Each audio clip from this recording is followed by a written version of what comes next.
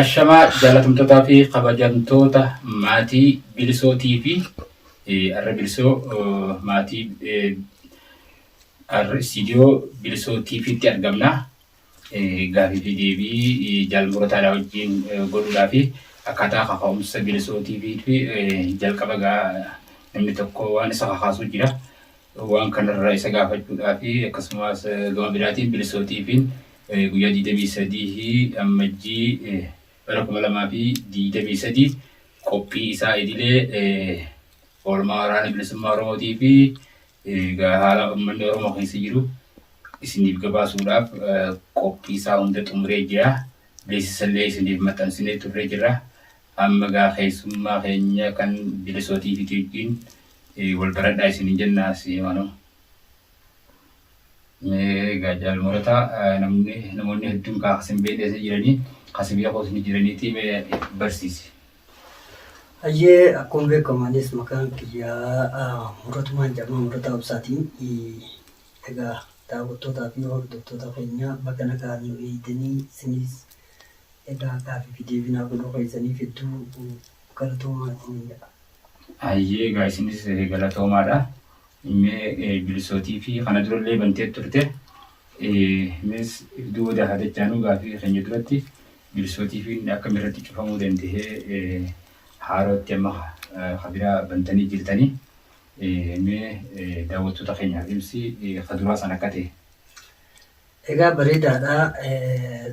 Bilisootii fi yeroo dheeraaf habannees jira. Sanni cufamni egaa dhugumaa egaa wanti waan ofii kana dhaadhiif akka Oromoo dubbatu dhugaa yakka ta'eetii alagootaa fi gartee warra Oromummaan fedhe biratti mul'ataa jira. Warrootuma akkasii santuutu wanta ka'e yeroo waan ka'e ofii keetii ibsachuudhaaf kaatu isa kana jala dalagaa egaa diinotaas hedduudha qabna. Isuma kanaatu akka inni guramu achirraa qilleensa darbaawwanni nu jalaa badu taasise. Kanaaf wanti nuti irra jirru wanti kun nama gabrummaa jala jiru gabrummaa jala taa'ee fudhatee taa'utti jiru osoo hin taane falmataa irra jiru. Abdii immoo hanga lubbuun jirutti inni kunis qabsuma fuuldurallee fi kaan ugguranis kan biroo bannee jeesisuun waanuma gartee nutis karooraa qabnuu fi akka isa sanillee akkas godhan waan beenyuu fi waan takka rakkoo hin qabuuf kanaas bannee toora kanatti argamnee jechuudha. Akkuma qabsoo teenya haalota garaagaraa dhaloonni ni hubata waan kana. Oromummaa keenya irratti duulamuu wanti eenyummaa keenyaa akkasumatti gartee duudhaa waan keenya walumaa galattuu Oromummaa kana leellisuu warra nuti jaalanne biratti jibbamaadha. Kanumaaf san ta'e bilisootiifiini. Egaa dhugumaa akkuma jette hedduu miidiyaadhaa miti feesbuukii yeroo ammaa kanatti ugguraa jiranii. Egaa waan Oromoo jechuun turuu akka taatee jirti. Duubatti haa deebinu ammallee maaltu isa kaasee miidiyaa banuu irratti maaltu isa kaasee jalqaba? Miidiyaan banuu maaliif si barbaachise? Bareedaadha. Gaafii bareeda na gaafattee kana wanti jalqaba itti nu kakaase yeroo dheertuu fi nuti akka Oromootti saba gabroomee jiru gabrummaa tana fudhanne falmaarra jirra. Falmataatis jirra. Kanarraan ammoo yeroo dheertuuf miidiyaalee gartee akka Oromootti dhugaa Oromoo tanaaf bakka bu'ee hojjetu hawwaatis eegaatis waan turree fi miidiyaalee nuti akka dhalootatti ni qabna jennee ittiin dhaadannullee hedduuni rakkoo teenya malee injifannoo keenya kan nu gabaasuu dhabnee jechuudha. Egaa rakkoo yeroo hunda rakkuma ofii kana gabaasaa ooluun aayidolojii yookiin sammuu dhalootaa kana ajjeesuu waan jedhamutu hedduu natti dhagahamaa ture. Kanarraan ammoo nulleen akka nama tokkotti akkuma gabrummaarra jirra miidhamaa jirru kana waa milkaa'ina qabsoon teenyatuun qabdu injifannoolee garaagaraa haalota jirru keessatti wanta godhaa jiru hunda ibsullee qabnaa ka jiru hawwii miidiyaalee garaagaraa irraa eeggachaa ture dhabne. Kanaaf gaa teenyee namarraa waa ilaaluu irraa ofii keenyaaf waan dandeenyu hanga dandeenyutti yoo sochoone haaluma tahaa jirruu fi gartee silaa waanuma qabnu ka godhaa jirullee akka keenyatti hamilee dhalootaatii fi wanta jiru hundaa ibsachuu waan keenyaan akka dandeenyuu fi yaadee jechuudha. Maaf namarraa eenyuu fa'a injifannoo warra gabaasuu dhabaa turre.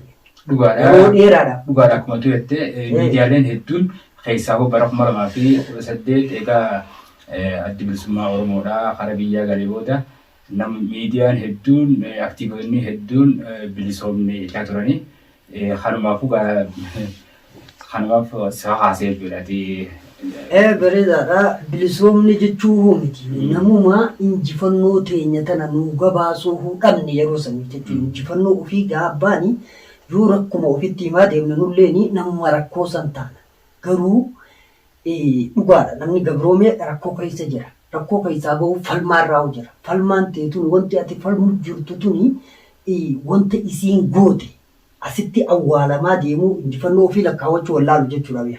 Wanta qabsoon teenya jalqabarraa kaatee adeemsa isiin deemtu keessa haala kam keessa turte kajuutti nama deebise. San keessa ammoo sadarkaa kamirra baroota kana geesse.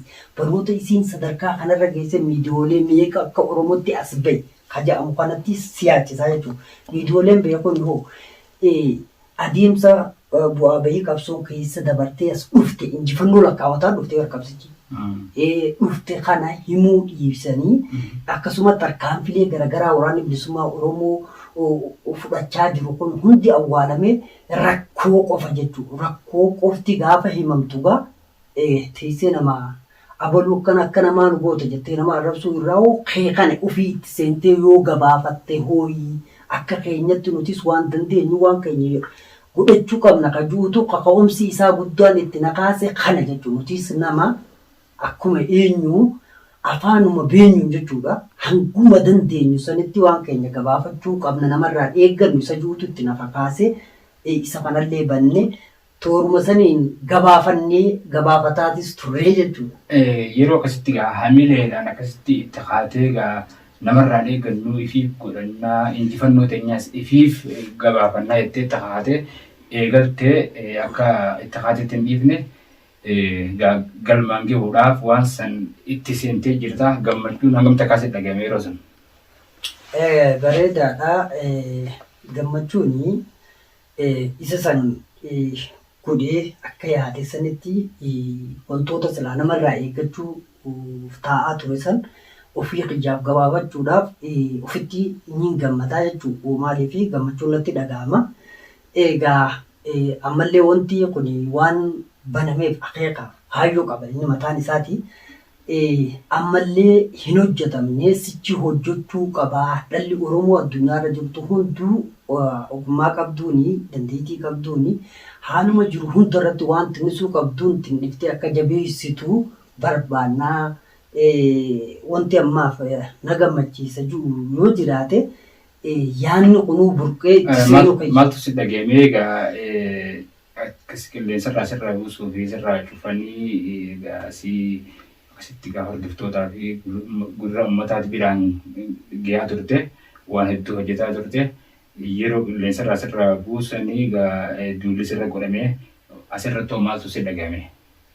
Kana gaa wanti natti dhagahame biroon jirtu xiiqiin natti dhagahama. Fakkeenyaaf ni beekna durumaa jechuudha. Sabni gabroomee qabsoo gaafa itti seentu qabsoon tuni wareegamaas qabdii wareeguus qabdii egaa injifattee irra aantee bakka barbaaddu san dhaquus qabdii kana keessa hadhaa fi bu'aa bahee hedduutu jira.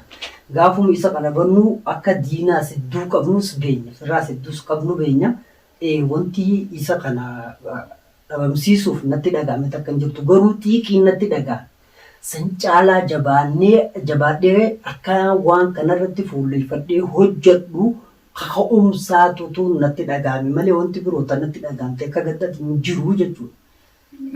Okay, galatoomii bilisootii fi erga sirraa cufamallee harkaa jirra bantee jirta. Bantee garuu iddoonis gabaasaanis dhaabdee jirta. Maaltu si mudate hedduu sanatti maaliif dhaabdee gabaasaa maaliif hedduu murte? Bareedaadha. Haalli irra jiru odeessa qofa osoo hin taane waa hedduu jira. Kun waan asirratti hedduu haasa'ullee fi nuufis hin taane hedduu jira. Wanti kana daamurree fi haaluma jiruuf jireenya namaa keessa jiru akkasumas gartee akkuma keenyattuu waan keessa jirru wanta silaa akka dhalootatti tattaafachuu qabnu hedduu waan jiruuf isuma kanaaf malee wanti adda dhaabame takka illee hin jiru jechuuf fuulduraaf jabaatee itti hojjechuu fi ammaa karoorsinee haalota san hundaa'uu hanga dandeenyetti hanjiifannee irratti deebinee jirra jechuudha. Amma bilisootiifiin guyyaa 23 caamsaa 23 bara 2023 hojii idilee isaa bifa haaraan jalqabamuu deema. Asirratti maaltu si dhaga'ama amma? Kuni waan bareedaadha. Waan nama gammachiisu, waan nama boonsu jechuudha. Hojii isaa irratti deebi'ee hojjechuudhaa fi wanti natti dhaga'amu gammachuudha. Kana booda inni cufaan jettee yaaddamu yaaddoo natti qabdu ni jira? Kuni adeemsa keessaa wanti kanaaf yaaddamu hin jiru. Inni guddaan hojjechuudha. Inni kun hojjetee waan karoorfateef kaayyoo isaa sanarratti gadi jabeenyaan dhaloonnis irratti hirmaatee wanta silaa inni akeekaaf kaayyoo inni qabatee deemu sanii dhaloonni akka dhalootatti ittiin wal qabu gartee ofii isaatii fi ofuma isaa of barsiisuu waan danda'u hundaan oromummaa isaa dhugaa isaa deeffachuu irratti carraaquu karaa tokkotti akka luuccaan irratti dhaloonni jiru irratti dalaguu qofa kana gammachiisu malee sanii wanti na yaachisu hin jiru jechuudha. Miidiyaa kana akka hojjettuu fi namni irratti gargaaree jira. Kuni akkuma beekamu wanti nuti dalagnu hundi ofirratti hirkannoodha. Ofirratti hirkannoo yeroo jennu egaa ofirratti hirkannoodha wanti nuti jennuu fi nuti akka Oromootti wanti birootiinis nuti qabnu jiru dhaloonni wal qabaachuu kanarrattuu haalota keessa jirru warri dhugaa ofii hubatee of ta'ee dhugaa ofitti deebi'e kuni ni beeka. Haala nuti keessa jirru haala ofii keenyaafuu keessa jiru akka dhalootattuu jechuudha. Wal qabannee akka silaa nurraa barbaachisu san keessa ni jirraa ka jiru kanatti nama deebisaa jechuudha. Wal qabannee hin jirru. Osoo wal qabannee jiraanne waa hedduu godhuu dandeenya. Kanaaf inninis ofirratti hirkannoo waan ta'eef ofumarratti fudhannee dirqamoota dachaa godhannee ittiin seenne malee tinnisni hin jiru fakkeenyaaf waanuma danda'ameen jechuudha. Tinnis yeroo jedhamu namni akka hedduutti hiikkachuu danda'a yaadaan. Dandeettii qabaniin gamuma hundaan waan ofii tana tajallattee jirtu qaceelfachuu sooshaal miidiyaa kanarra wantoota garagaraatu deema. Dhaloonni keenya kun burjaajiin namuu waan garagaraa kana eegaa jira. Kana hundi akka sirrii hin taane dhugaa ofitti deebisanii dhaloota kana qaranii kar tokko oofuunu wal gargaaruu jira. Amma Oromoon hedduutu yuutuubaroota hedduutu jira. Miidiyoota garagaraa hedduutu jira. Tiiktookii jira. Facebook jira. Kun hundinuu miidiyaa jedhamee yaamama. Warreen kanaaf maal dhaamtu ni jira? Egaa miidiyaan kun yeroo baay'ate egaa waan takka hojjechuudha qaba. Egaa irra guddaan yeroo isaa miidiyumarra fixa malee waan uummata isaatiif ta'u waan uummata isaatiif ta'u tokkollee akka gabaasaa hin jirre agarra. Mee isaan kanaaf maal dhaamtame?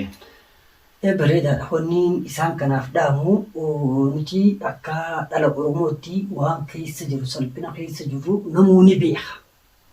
Ni beekaa jechuudha. Salphina hamaa keessa jiraachuu jechuudha. Gatatuu gabrummaa tanaan dhalli teenya biyya keessaa fi biyya ormaa tana keessatti haala hin taaneen bakka isiin itti kufte kan nuti hin argin hedduun kumaatamaan jira jechuudha. Yeroo salphina akkanaa kana keessa jirrutti namni gabroomee jiru gabrummaa tana jalaa ba'uuf tattaafachuu qaba. Yaaddoon isaatis waa hundi isaa silaa ayidiyoolojii isaa yaadni hundi gama kanatti deebi'uu qabaa jechuudha. Gama kanatti deebi'uuf ammoo akkuma keetittuu kabajaa ta'e horachuudhaaf waan ofii qabdu yoo kabajaa ta'e san gartee ittiin oolfachuuf irratti hin dalanye waan kiyya waan jettuun hin qabdu jechuudha. yeroo tana keessatti namoonni tokko tokko akka nama if jalaa badee faasitti fakkaata. Namni if jalaa bade fakkeenyaaf waan garaagaraa kana dalagaa jechuudha. Gabrummaa tana keessa ofirraanfatee bilisummaa fakkaate bilisummaa kana itti fakkaatee waan garaagaraa isaa hojjetu gartaa jechuudha. Amma gabrummaa keessa jirraa of jalaa baduun nu baasu yeroo dhiichifnuu miti yeroo kamitti haala kana keessaa baana jennee itti hojjennu kana keessatti fuulleeffannaan keenyallee kabajaa ofitti horuu irratti akka deebinuun isaan kana hundaafuu dhaamuu barbaadaa jechuudha. Egaa uummata Oromoo addunyaa irra jiran maraaf bilisootii fi egaa warreen duraan si beekan hundinuu kan ammaan tana qilleensa irraa isa dhaban hedduutu jira. Amma akkasii hordofaniif akka gurra uummataa biraan gahaniif maal dhaamtaaf amma bilisootii fi guyyaa 25 guyyaa 23 bara 2023 eegalamuuf deema. Maal dhaamtaaf egaa warreen keessaan si gaafachaa jiranii fi warreen bilbilaan si dawwalaa jiraniis hedduutu jira jechuudha. Maal dhaamtaaf isa kanaan akka gurra uummataa biraan miidiyaa kana gahanii fi egaa warroota miidiyaa gurguddaa qabanii fi warreen kana hundaanuu miidiyaa kana akka qilleensa irra oolchanii uummata addunyaa Oromoo hunda biraan gahaniif maal dhaamtaaf mee? Hayyee warroonni keessaan nu gaafachaa jirus galatoomaa galma keessan bilisummaa haa ta'uu jennaa. Warroota yaada hedduudhaaf gartee nu ijaaffataa ture ijaafannoo keessaniifis galatoomaa isiniin jennaa. Amma booda bilisootii fi toora isaa irratti deebi'ee qeerroo qarree bilisummaa Oromoon dabaalame hayyootaaf ogeeyyii hundaa'uu horatee akka gaariitti dhaloota Oromoo wanta silaa akka Oromootti nu jalaa jallattee fi burjaajii jirru keessaa akka dhaloota hubatee dammaqetti keessaa gartee isa rafu jirullee ittiin dammaysuudhaaf itti sossoonu irratti sagantaa guddoo qabatee toora isaa irratti deebi'ee amma booda hojii isaa akka eegaleen isaan hubachiisuu fedhaa jechuudha. Kanaafuu warroonni gartee dhuguma inni bira gahee bakka hunda raabsuun dhaloota Oromoo bira akka nu gahaniini asumaan ergaa kiyya dhaamsa Oromummaa kan dhaloota biraan gahadhaa jechuudha. Bilisootii fi jechuun kan nama tokko osoo hin taane kan dhaloota Oromoo ta'uu asumaaniin isin hubachiisuu fedhaa jechuudha. Sababni isaa dhalli Oromoo hundi bakka jiru irratti hirmaatee sagaleedhaan yaadaan wanta qabu hunda ibsee wanta hin jirre fakkeenyaa fi Oromummaa ofii ittiin jabeeffatee isa gartee dhalli teenya tuni ogummaa hedduus qabdi, beekumsa qabdi, dandeettiis qabdi, gabrummaa irra ture malee jechuudha. Inni waan beeku ja'amee gartee bakkeetti dhiifame sanii ka beeku caalaa beekaa jechuudha. Sababni garuu ni ukkaanfame. Ukkaanfama kana keessaa bahee ni beeka ja'amee akka irratti dalagamuu fi dhala teenya gula isiin itti ukkaanfamte san keessaa baafnee akka waan ofii irratti hojjettu taasisuu irratti bilisootii fi ejjennoo isaa qabatee jira. Isinis bakka jirtanii irratti hirmaattanii kana irratti akka waliin hojjennu dhaamsa dhaamaa fi egaa miidiyaan kun miidiyaa jechuun ijaa fi gurra uummata Oromooti jechuudha. Miidiyaa jechuun yoo waan Oromoo waan saba isaa halallabu ta'e ijaa gurra uummata Oromooti jechuudha. Kanaafuu warra ijaa fi gurra uummata Oromoo dhaamsuu barbaadu maal jettame? Bareedaadha. Isaanillee wanni jechuu barbaadu ofumaaf dhamaatu malee eeysaahuu hin geessuufa. Rakkattaniituma karatti hafuu deemtan malee wanti Oromoodhaa hanga Oromoon jirutti takkaan isii dhaamuu hin dandeessu. Egaa miidiyaa dhaamsan malee haayoo fi akeeka uummata Oromoodhaa qalbii teenya keessaa illee dhaamsuu hin dandeenye boodaas nu deebisanii waan joo haaftee jirta. Meegaa ammaan tana gama goolabatti ceenaa bilisootii fi guyyaa 23 jechuudha. Amajjii guyyaa 23 bara 2023 jalqabu kanaan asumaanuu uummata Oromootii fi qeerroo bilisummaa Oromoo kan biyya alaatii fi kan biyya keessa jiran hundaafuu wanni ati dhaamte yoo jiraatte asumaan dhaamsa dabarfadhu. Dhaamsiin ani dhaamu kan jiru dhala teenyaatti nyaatanirra jirtu eegaa. Gadadoo gabrummaa keessa jirru har'a ilmoo xiqqoo ni beeki isa guddaa deemu kana dhiisiti. Bakka jirru salphina kana keessaa bahuudhaaf waan dandeessaniin dhugaa teessan bakka itti deeffachuuf biyya teessan irratti abbaa ta'uuf mirga hiree murteeffannaa abbaa biyyaa san mirkaneeffachuu fi namuu bakka deemtu bakka jirtuu namarraa hin eeggatini of kenninsaan qotannoo murannoodhaan akka nama gabroomee tokkotti dhugaa ta'e tana falmaatti seenii waan dandeessuun falmadhuu gabrummaa tana jala akka baanu irratti hojjedhu jennaan jechuudha. Salphina hamaa keessa jirra. Yeroo teenyee wal ilaallu miti. Yeroo tokkorraa waa dhageeffannu miti. Of kenninsaanii bakka dandeenyu namuu hanga akeeku walii akeekuttu hanga walii akeekuttu irratti qabsoo tana irratti hojjechuu qabna. Har'a jiru gabrummaa. Egaa hordoftoota fi daawwattoota jaalatamtoota kabajamtoota maatii bilisootii fi bilisootiifin guyyaa 23 bara 2023 hojii isaa idilee jalqabuudhaaf qophii isaa xumuree jira. Qophii isaatis torbaanitti guyyaa 6 dabre yoo ta'u guyyaa jimmataa marii qayroo fi qarree bilisummaa Oromootii wajjin taasisu kan itti fufu ta'uu asumaan isin hubachiifnaan isiniin jenna. Nu hordofaan dhaamsa keenya bilisootiifin sagalee uummata Oromooti share like subscribe godhuudhaan akka nu jajjabeessitan isiniin jenna. Miidiyaa keessanii miidiyaa bilisaati maallaqa isiniin gaafatu gurra uummata Oromoo biraan gahaa isiniin jenna. Galatooma asumarratti goolama. Kun qophii sagantaa bilisootiif. Qophiin sagantaa bilisootiif yeroo isaa eeggate kan isinii darbudha. Egaa akkuma beekamu bilisootiifin sagantaa qophii isaa irratti qophiilee garaagaraa oduu, seenaa, waalaloo, warraaqsa, marii haala yeroo irratti hundaa'uun yeroodhaa yerootti isin biraan gahaa turuun keenya beekamaadha. Bifuma wal fakkaatuun ammas kan duraa caalaa sagantaa sababal'ifachuuf sagalee uummata isaa ta'ee tajaajiluun qophii ta'es ba'uuf haala gaarii qophiirra jira. Yoom kana qofa bilisootii fi rakkoolee uummata Oromoo biyya keessaaf alaa kan dur caalaa jala bu'ee uummata isaa uummata Oromoo biraan ga'uuf hifannoo yookiin nuufii tokkoon malee qeyroof qarree bilisummaa Oromoon dabaalamee as ba'uuf qophiirra jira. Maarree lafaa fi iddoo jirtan hundarraa sabboontonnii fi qaqqaaliiwwan ilmaan Oromoo hunduu dandeettii fi beekumsa qabdan hundaan irratti hirmaattanii waan dandeessaniin nu jajjabeessuun dirqama Oromummaa ta'uu isin hubachiifna. Qophii sagantaa bilisoo TV irratti kan isiniif darbu haala yeroo Oromoof Oromiyaan keessa jirtu ilaalchisee sagantaa oduu dabalatee qophii marii qeerroof qarree bilisummaa Oromoo amajjii 23 bara 2023 miidiyaa bilisa sagalee uummata Oromoo bilisoo TV irratti kan eegalamu ta'uu isin hubachiifna. Yoom kana qofa amajjii 23 bara 2023 irraa eegalee qophiin marii qeerroo fi qarree bilisummaa Oromoon dabalame haala yeroo Oromoo fi Oromiyaa keessa jiru ilaalchisee gaafa guyyaa jimaata yeroo hunda isiniif darbu ta'uu isin hubachiifna. Maarree bilisoo TV'n aadaa, duudhaa, seenaa, sabboonummaa Oromootaan cabxee fi coba jirtu deebisuun mudhii isaa hidhatee rogeeyyii fi ogeeyyii sabboontota ilmaan Oromootiin faayamee kutannoof murannoon as ga'ee ba'ee jira.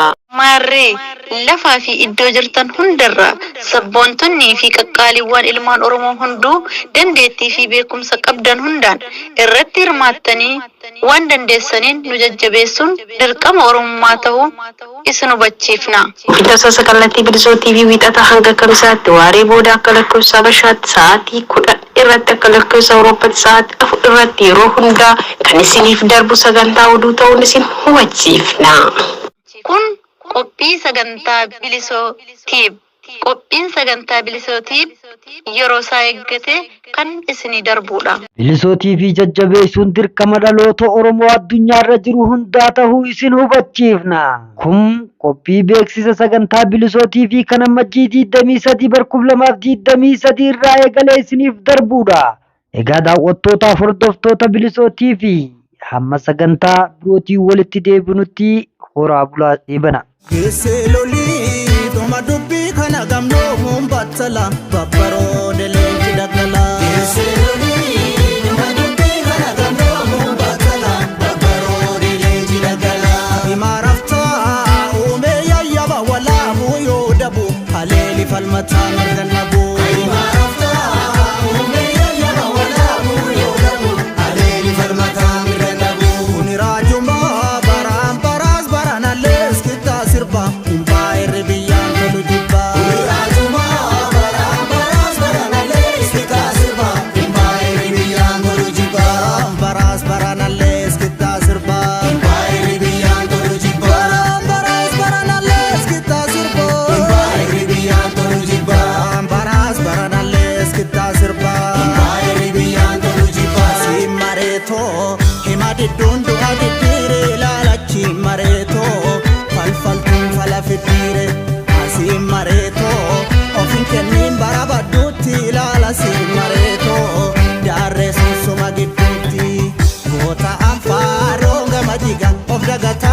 daba Tiqeffata dira wajaga hinamanin bira qaba Maalaan obsuun akka qaba bari jabanni kan jaba Maalaan obsuun akka qaba